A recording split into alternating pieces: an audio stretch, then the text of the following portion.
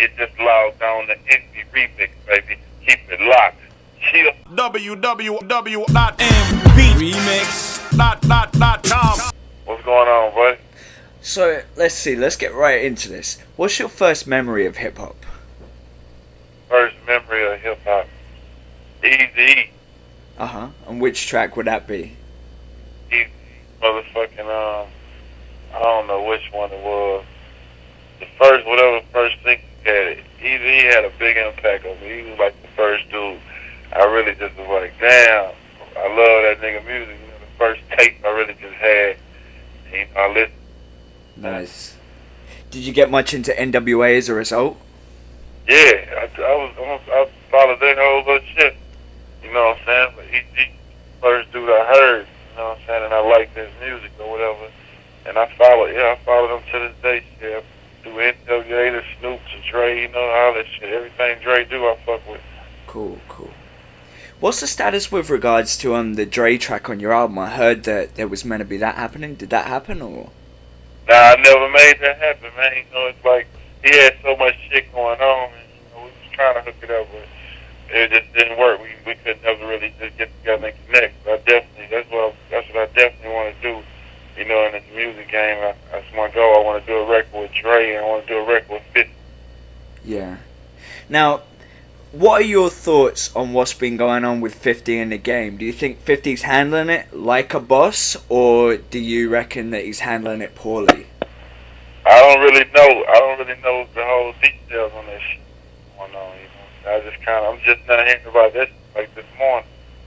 So that's just, it's crazy to me, you know, or whatever. But I don't really know the details or whatever. So I don't know. I can't really just speak on that. Oh, that's cool. So how hands-on were you when you first started with your business, actually distributing stuff? Were you really deep-rooted, like you do the accounts and everything, or did you have other people helping you, or what? It wasn't just me by myself or whatever, but, you know, as far as, like, saying what would need to be done and, you know, doing a lot of the, you know, like, politicking with all the different radio stations and, you know, making sure product is here and there. I had a lot of hands on that, you know, but I had help, you know, with people, like, helping me out with the shit. What do you credit to the recent resurrection or explosion of the Houston underground scene? What do I credit for it? Yeah, like, why do you think it's happening now?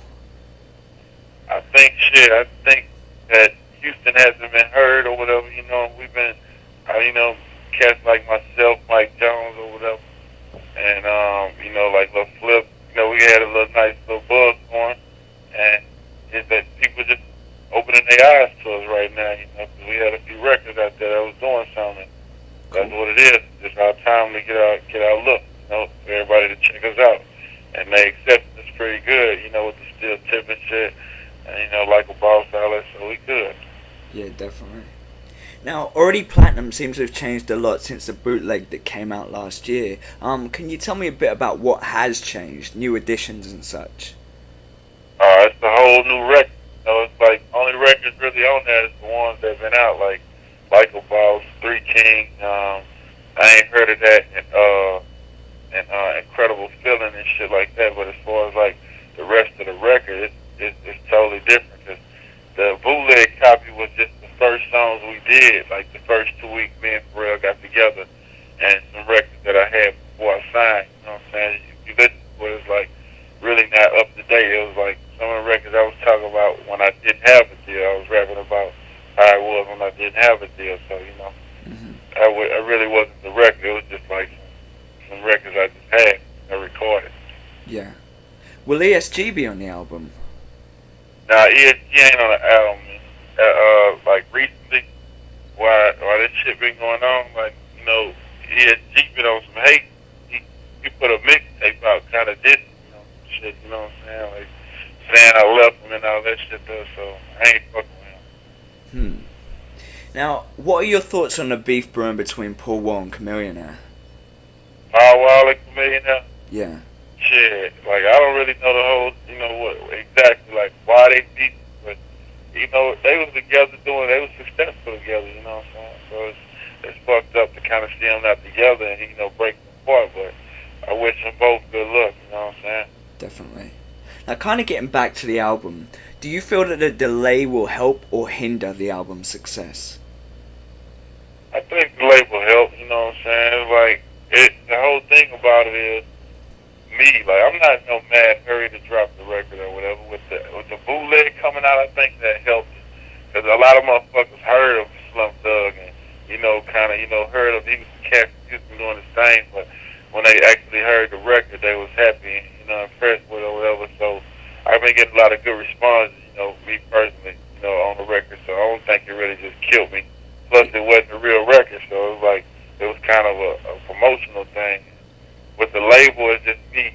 I'm not really trying to drop the same week with 50. I'm not trying to drop with Game. I'm trying to drop by myself, you know what I'm saying, and get my own little thing. I'm not blaming the label for, what's going on. I'm good. Definitely.